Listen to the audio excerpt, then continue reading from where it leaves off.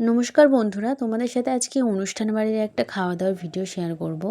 তো যেখানে প্রথমে দিয়ে গেছিলো সাদা ভাত, মাছের মাথা দিয়ে ডাল আর বেগুনে, যেটার উপরে লেবু চেপে খেতে খুবই ভালো লাগছিল। তারপরে দিয়ে গেছিলো একটু আলু ভাজা।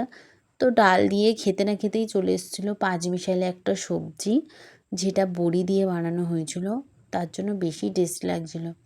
তারপরে দিয়ে গেল ভেটকি মাছের পাতুরি। পাতুরিটা তো আরও বেশি ভালো লাগছিলো, কারণ পাতুরির মধ্যে না সর্ষের ফ্লেভারটা ভীষণ স্ট্রং ছিল, আর মাছটাও ভীষণ ফ্রেশ ছিল।